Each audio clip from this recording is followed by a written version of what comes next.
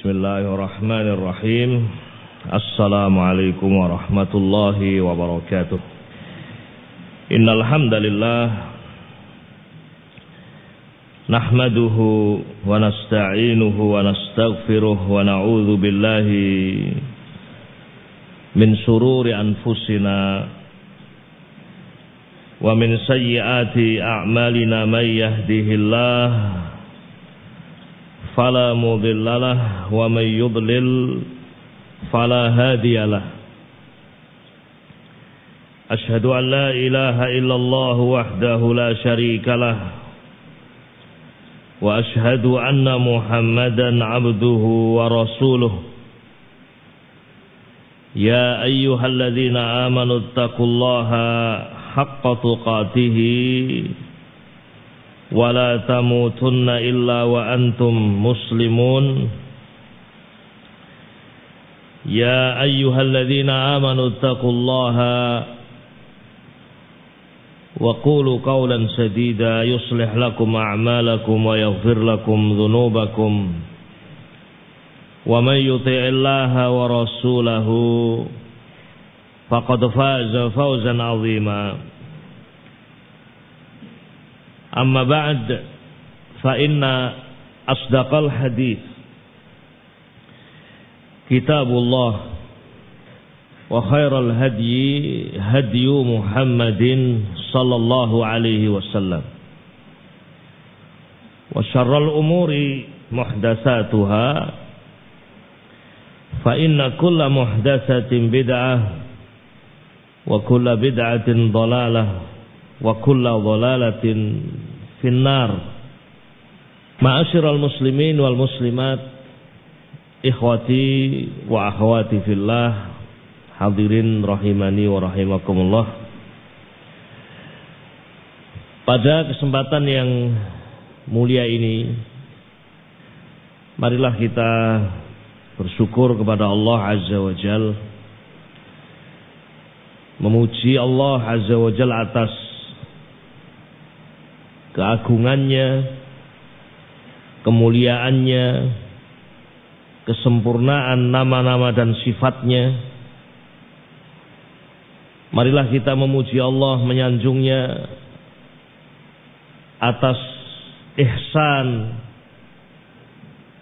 kebaikan-kebaikan, nikmat-nikmat yang Allah Subhanahu wa ta'ala limpahkan kepada kita semuanya, baik berupa nikmat yang zahir atau nikmat yang batin. Dialah yang telah menganugerahkan, melimpahkan nikmat-nikmat itu kepada kita semuanya. Wa asbagha 'alaikum ni'amahu zahiratan wa batinah. Kita disyariatkan untuk memuji Allah, menyanjungnya, dan wajib untuk kita menyanjung Allah di dalam solat-solat kita. Kita membaca ayat Alhamdulillahi Rabbil Alamin, salah satu ayat dari surah Al-Fatihah yang wajib kita baca. Salawat dan salam semoga senantiasa terlimpah kepada Nabi kita Muhammad sallallahu alaihi wasallam, keluarga beliau, para sahabatnya, para tabi'in wa tabi'ut tabi'in. Ma'asyiral muslimin rahiman rahimakumullah. Di dalam kita mengarungi kehidupan, saya, antum, semuanya, tentu kita berharap akan mendapatkan barakatillah, keberkahan dari Allah, kebaikan dari Allah. Itu yang kita cari dan kita harapkan, al-barakah. Oleh karena itu, ma'asyiral muslimin rahiman rahimakumullah, banyak doa yang diajarkan oleh Nabi alaihi salatu wassalam untuk kita memohon barakah. Di antaranya adalah ucapan salam yang kita disyariatkan untuk menebarkannya. Afsus salam, tebarkanlah salam di antara kalian. Ini di antara sebab yang ditempuh oleh seorang hamba untuk mendapatkan kebaikan-kebaikan yang banyak, barokah. Assalamualaikum warahmatullahi wabarakatuh. Semoga keselamatan Allah limpahkan atas kalian, juga rahmat Allah wa barakatuhu, dan barokahnya. Naam. Ketika Nabi Ayub alaihi salatu wassalam sembuh dari sakit yang menimpanya, antum tahu bagaimana Nabi Ayub menimpa beliau penyakit yang menimpa badannya, kulitnya belasan tahun. Kemudian setelah itu Allah Subhanahu wa taala memberikan kesembuhan kepada Nabi Ayub. Diperintahkan untuk menginjakkan kakinya ke bumi, kemudian dari bumi memancar air, maka beliau pun mandi dari air tersebut. Nah, syahid disebutkan ketika Nabi Ayub mandi, tiba-tiba ada belalang emas,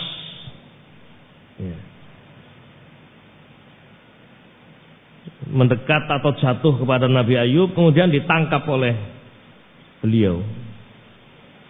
Allah kemudian berkata kepada Nabi tersebut, bukankah aku telah mengembalikan hartamu, kekayaanmu, menyembuhkan engkau? Yani ditanya, kenapa engkau masih menangkap belalang emas tadi? Baik, datang dari atas, kata Nabi Ayub, kita tidak merasa cukup dari barokah Allah. Nah, keberkahan Allah Subhanahu wa taala yang dicari. Sehingga ma'asyiral muslimin rahimakumullah, ini yang semestinya menjadi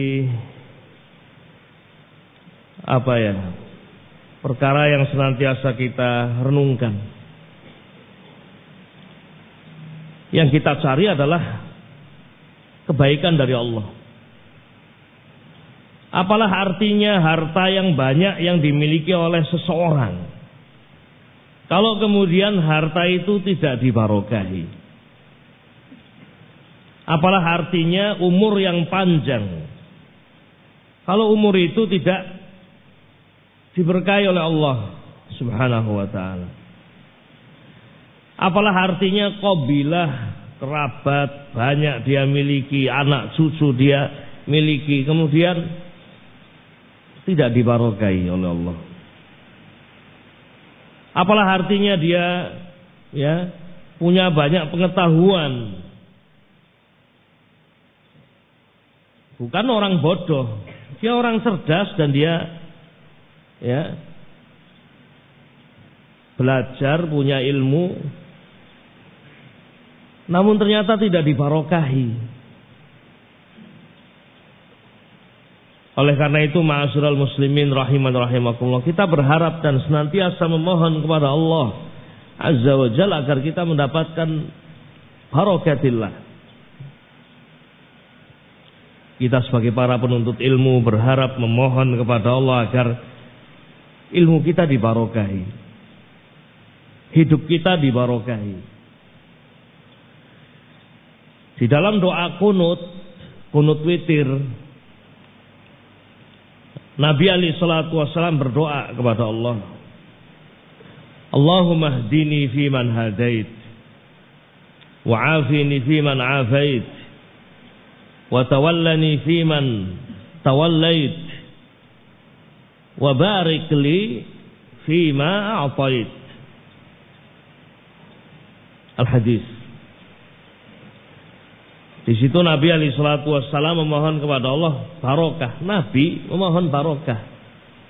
Wa barik li. Coba lihat betapa Nabi alaihi salatu wassalam mencontohkan kepada umatnya bagaimana beliau sangat butuh kepada barokahnya Allah.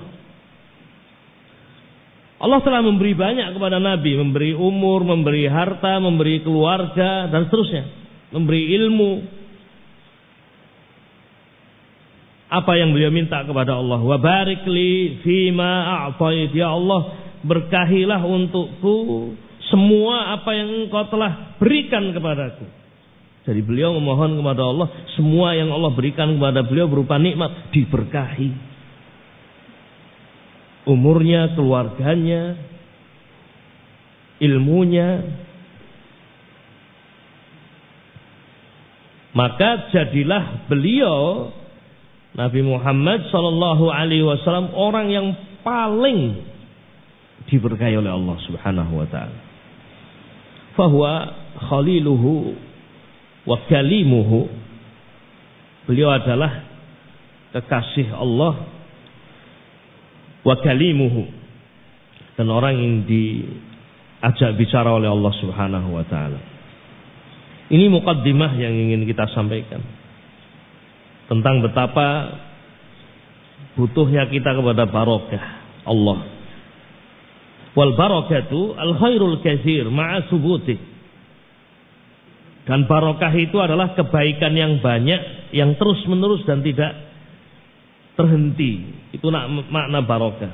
Al khairul katsir ma'a subutih. Kebaikan yang banyak dan terus menerus, tidak berhenti. Oleh karena itu, ya, kolam ikan dikatakan birkah. Kolam ikan dikatakan birkah karena banyaknya air dan tetapnya air itu di dalam kolam tersebut. Kemudian ma'asyiral muslimin rahiman rahimakumullah. Di antara perkara yang akan menjadikan seorang itu diberkahi adalah ketika Allah menganugerahi dia akhlak yang mulia. Orang yang diberkahi oleh Allah, dia akan mendapatkan keberkahan dari Allah. Di antaranya Allah berikan dia akhlak yang mulia. Coba lihat Nabi alaihi salatu wassalam. Allah Subhanahu wa taala puji beliau, wa innaka la'ala khuluqin azim. Dan sesungguhnya engkau wahai Nabi benar-benar memiliki akhlak yang azim, yang sangat agung. Barokah. Karena akhlak yang baik, akhlak yang mulia itu adalah amalan yang besar. Dan nanti pada hari kiamat, akhlak adalah amalan yang sangat berat di dalam timbangan. Al-khuluq al-hasan, sebagaimana disebutkan dalam hadis. Ini menunjukkan bahwasanya akhlak yang mulia, akhlak yang baik itu adalah sebab keberkahan, dilipat gandakannya pahala, menjadi beratnya timbangan. Namun sebaliknya, ketika seorang diharamkan dari akhlak yang baik, maka dia akan berkurang keberkahannya sebatas berkurangnya akhlak yang dia miliki. Akhlak kepada Allah, akhlak kepada Rasul, akhlak kepada an-nas, manusia. Dan di antara akhlak yang kita diperintahkan untuk menghiasi diri kita adalah akhlak tawadhu, rendah hati, yang itu adalah lawan dari al-kibr, kesombongan. Dua akhlak yang bertolak belakang. Yang pertama adalah akhlak yang baik, tawadhu. Kemudian lawannya adalah al-kibr, kesombongan. Dua akhlak yang bertolak belakang, yang dengan sebab tawadhu maka akan diberkahi seseorang. Sebagaimana disebutkan di dalam hadis yang maknanya Rasul bersabda, "Ma tawadhu'a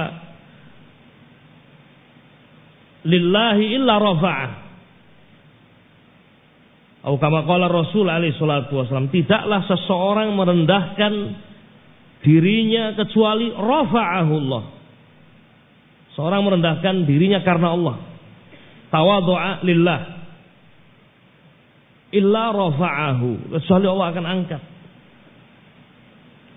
Seorang penuntut ilmu, seorang thalibu ilmin kalau merendahkan dirinya, memiliki sifat tawadhu, Allah akan angkat.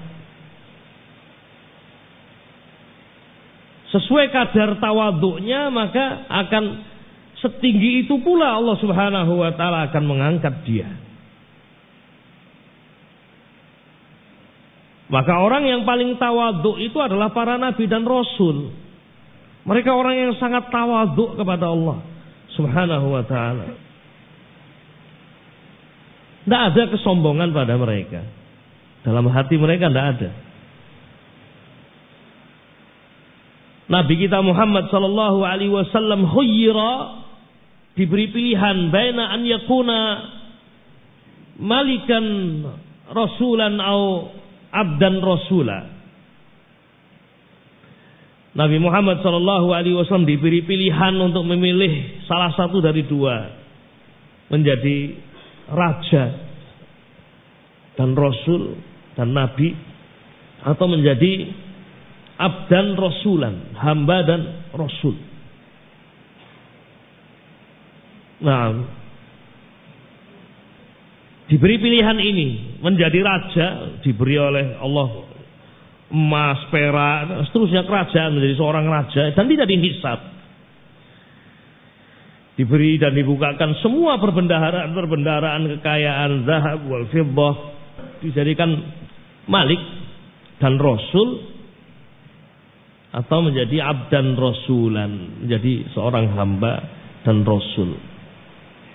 Fa asyara Jibril an tawadhu.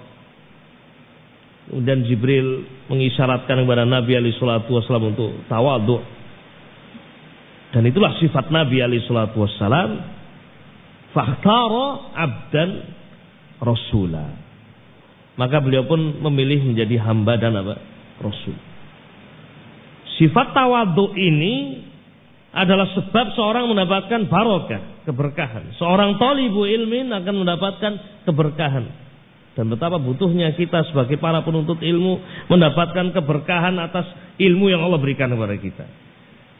Betapa butuhnya kita kepada barokah Allah atas umur yang Allah berikan kepada kita, kesempatan yang Allah berikan kepada kita.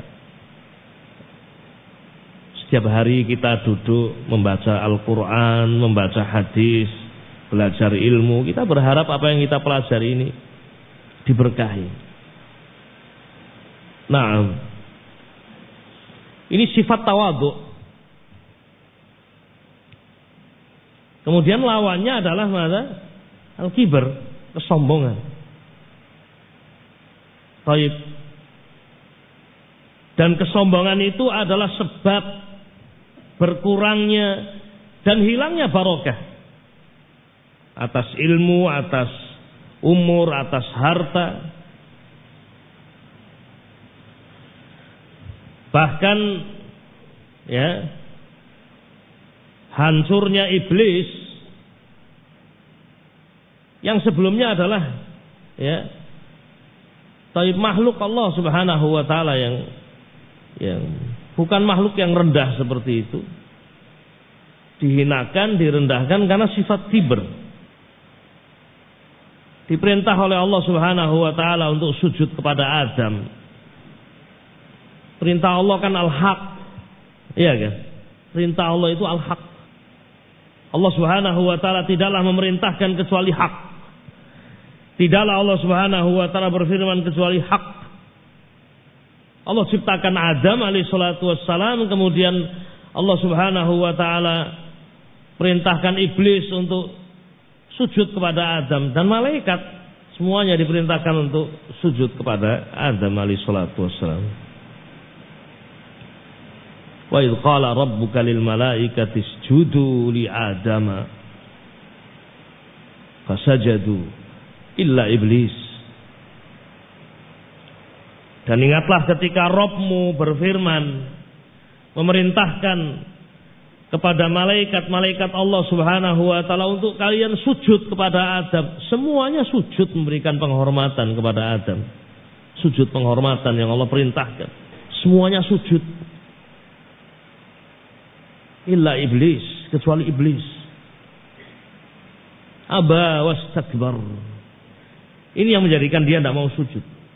Dia enggan dan dia apa? Sombong. Kesombongan yang ada pada iblis, ya, menjadikan dihapuskannya keberkahan, kebaikan pada iblis. Iblis tahu siapa Allah Subhanahu wa taala. Iblis mengenal Allah Subhanahu wa taala, Rabbul Alamin. Iblis menyaksikan penciptaan Adam alaihi salatu wassalam. Iblis tahu keagungan Allah Subhanahu wa taala. Iblis tahu, punya pengetahuan tentang itu. Tapi tidak ada faedahnya. Kesombongan yang ada pada dirinya, yang ada pada hatinya, menjadikan rendah iblis itu. Tidak ada manfaat apa yang dia tahu. Aba wastakbar. Sampai ketika ditanya oleh Allah Subhanahu wa taala, kenapa engkau tidak sujud kepada Adam? Kenapa engkau tidak melakukan perintahku yang itu adalah al-haq? Ternyata kesombongan, meremehkan Adam alaihi salatu wassalam. Ana khairun minhu. Saya lebih baik daripada dia, Adam. Khalaqtani min nar. Engkau ya Allah ciptakan aku dari api. Wa khalaqtahu min tin. Sementara Adam engkau ciptakan dari tanah. Api lebih baik dari tanah. Mana mungkin kita sujud kepada apa yang engkau ciptakan dari tanah? Ya subhanallah. Dua kesombongan bercokol pada iblis. Kesombongan dalam bentuk menolak al-haq. Karena datang al-haq dari Allah Subhanahu wa taala, perintah dari Allah Subhanahu wa taala dia tolak, dan kesombongan dalam bentuk meremehkan orang lain. Naam. Oleh karena itu ma'asyiral muslimin rahimani wa rahimakumullah, agar kita ini diberkahi oleh Allah Subhanahu wa taala, ya, di antara sebab barokah itu adalah bagaimana kita menghiasi, memohon kepada Allah agar hati kita ini dihiasi dengan sifat tawadhu, dan dibersihkan oleh Allah hati kita ini dari sifat apa? Kiber. Adalah Nabi kita Muhammad sallallahu alaihi wasallam demikian bersemangat mendidik para sahabatnya untuk selamat dari sifat kiber, sombong. Sebagaimana disebutkan dalam sebuah hadis, ikhwatil kiram rahiman rahimakumullah. Hadis ini disebutkan oleh Syekh Abdurrahman Nasir As-Sa'di dan beliau syarah dengan syarah yang sangat bagus. Di dalam kitab Bahjah Qulubil Abrar, antum bisa membacanya. Di hadis yang ke 72, hadis yang ke-72 dalam kitab Bahjah Qulubil Abrar. Saya bacakan hadisnya, ikhwan. An Abdullah bin Mas'ud radhiyallahu taala anhu annahu qala Rasulullah sallallahu alaihi wasallam la yadkhulul jannata man kana fi qalbihi mithqalu dzarratin min kibrin. Faqala rajulun Innar rajula yuhibbu an yakuna thawbuhu hasanan wa na'luhu hasanan. Faqala innallaha jamilun yuhibbul jamal. Al-kibru batarul haq wa ghamtun nas. Rawahu Muslim. Dari sahabat Abdullah bin Mas'ud radhiyallahu taala anhu, semoga Allah meridhai beliau. Beliau berkata, qala Rasulullah sallallahu alaihi wasallam, Rasulullah sallallahu alaihi wasallam bersabda, la yadkhulul jannata, tidak akan masuk ke dalam jannah, man kana fi qalbihi, orang yang ada di dalam hatinya misqalu dzarratin min kibrin, kesombongan walaupun seberat biji sawi. Misqal dzarrah min kibrin, meskipun satu dzarrah. Subhanallah. Ini tentunya tahdzir yang luar biasa. Jannah adalah negeri kebaikan, barokah. Tidak ada rasa sakit, tidak ada rasa capek. Di sana semuanya adalah kebaikan-kebaikan. Semua yang diinginkan ada. Di sana ahlul jannah mendapatkan kenikmatan-kenikmatan, dan yang paling agungnya adalah kenikmatan melihat wajah Allah Azza wa Jalla. Siapa yang tidak ingin kembali ke negeri yang penuh keberkahan itu? Namun ternyata terhalangi. Dia tidak bisa masuk jannah. Sebabnya adalah adanya kesombongan dalam hati. Tentu yang seperti ini menjadikan takut para sahabat. Itulah apa yang Nabi alaihi salatu wasallam lakukan, mendidik para sahabat agar mereka menjadi orang-orang yang bersih dari sifat kesombongan. Ditakut-takuti, diberikan kabar yang ini adalah wahyu dari Allah Subhanahu wa taala, bahwasanya tidak akan masuk ke dalam jannah seorang yang ada dalam hatinya seberat dzarrah kesombongan. Bukti rasa takutnya para sahabat, coba lihat bagaimana asar pengaruh dari peringatan Nabi ini. Rasa takut yang ada pada para sahabat yang menjadikan mereka orang-orang yang baik.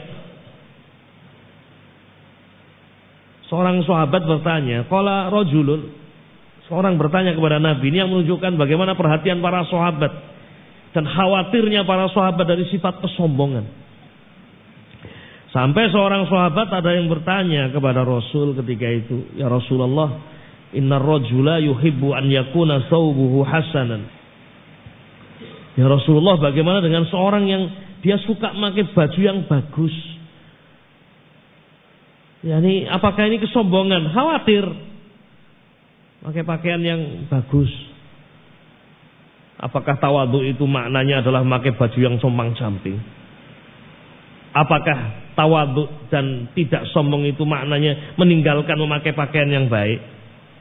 Khawatir sahabat ini sehingga bertanya kepada Nabi, ya Rasulullah, seorang itu suka untuk memakai pakaian yang baik, wa na'luhu hasanan, dan sandalnya juga baik, menampakkan asar nikmat Allah Azza wa Jalla. Faqal, kemudian Nabi alaihi salatu wasallam mengatakan dengan sebuah jawaban yang memberikan jawaban atas pertanyaan tadi, bukan itu kesombongan. Ya, bukan itu kesombongan. Tetapi kesombongan itu, kata Nabi, faqala innallaha jamilun yuhibbul jamal. Ya fulan, wahai sahabat-sahabatku semuanya, sesungguhnya Allah Subhanahu wa taala jamil, zat yang maha indah, yuhibbul jamal, dan mencintai keindahan. Nabi mencontohkan untuk memakai pakaian yang bersih, yang rapi, yang indah. Pada hari Jumat memilih pakaian yang terbaik, memakai wangi-wangian untuk datang ke masjid, bersih diri, mandi. Nah, Allah Subhanahu wa taala jamil, yuhibbul jamal. Nah, Tetapi kesombongan itu kata Nabi al-kibru batarul haq. Kesombongan itu adalah menolak al-haq. Ketika datang al-haq ditolak. Wa ghamtun nas, dan meremehkan manusia. Kalau sudah terjatuh pada ini maka dia ada kesombongan padanya.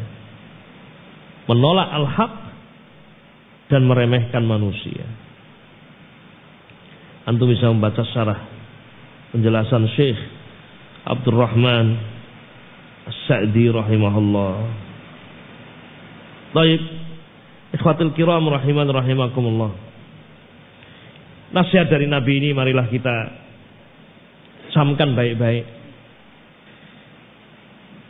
Kita benar-benar membutuhkan akhlak yang mulia agar kita diberkahi.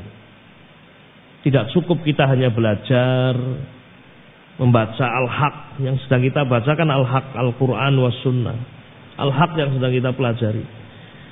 Tapi kalau kemudian orang belajar al-haq menolak al-haq, sombong ada pada dirinya. Para sahabat ketika mendengar al-haq langsung diterima. Sedang sholat menghadap Baitul Maqdis, sholat subuh, tiba-tiba ada yang mengabarkan dengan berteriak bahwasanya kiblat sudah berubah. Langsung berubah arah kiblat para sahabat itu, langsung diterima al-haq. Nah, datang pengharaman khamr, langsung bejana-bejana, wadah-wadah yang berisi khamr ditumpahkan semuanya. Itulah para sahabat. Belajar al-haq, duduk bersama Nabi alaihi salatu wassalam, mendengarkan ayat, mendengarkan hadis, ketika datang al-haq diterima. Dan mereka adalah orang-orang yang saling mencintai satu dengan yang lain, ruhama'u bainahum. Tidak ada kesombongan, tidak ada meremehkan satu dengan yang lain. Bahkan Allah memerintahkan kepada Nabi untuk duduk bersama orang-orang miskin. Wasbir nafsaka ma'al ladzina yad'una rabbahum bil ghadati wal 'ashyi yuriduna wajha. Diperintahkan untuk sabar duduk bersama para budak. Dan di antara doa Nabi memohon kepada Allah, wa hubbal masakin, ya Allah berikan aku kemudahan untuk mencintai orang-orang miskin. Tidak ada kesombongan pada para nabi, para rasul. Dan itulah yang ada pada para sahabat Nabi ridwanullah alaihim ajmain, sifat tawadhu dan jauhnya dari kesombongan. Oleh karena itu generasi yang paling diberkahi ya sahabat. Ilmu mereka diberkahi, waktu mereka diberkahi. Nah, dan antum para penuntut ilmu, ya, dan kita semuanya butuh kepada barokah Allah. Oleh karena itu kita mari memohon kepada Allah agar Dia membersihkan hati-hati kita dari sifat kesombongan dan menghiasi hati kita dengan sifat tawadhu. Syekh Abdurrahman Nasir As-Sa'di di akhir syarah hadis ini mengingatkan sebuah doa yang biasa dibaca oleh Nabi, memohon akhlak yang baik.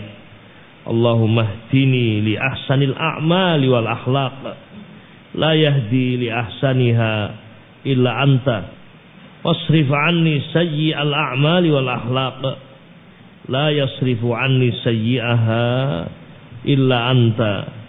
Allahumma ya Allah ihdini, tunjuki aku li ahsanil a'mal, untuk aku mendapatkan amalan yang baik. Tunjuki aku amalan yang baik dan akhlak yang baik ya Allah. La yahdi li ahsaniha illa ant. Tidak ada yang bisa memberikan hidayah, rezeki berupa amalan yang baik dan akhlak yang baik kecuali Engkau ya Allah. Wasrif anni sayyi'al a'mali wal akhlaq, dan palingkanlah dariku amalan-amalan yang jelek dan akhlak-akhlak yang jelek. La yasrifu anni sayyi'aha illa ant, karena sungguh tidak ada yang bisa memalingkan dari kejelekan akhlak kecuali Engkau ya Allah. Ini barangkali ikhwan sedikit yang bisa kita sampaikan. Semoga berfaedah untuk kita semuanya. Wassallallahu wasallam ala nabiyyina Muhammadin wa ala alihi wa sahbihi ajma'in. Walhamdulillahi rabbil alamin. Assalamualaikum warahmatullahi wabarakatuh.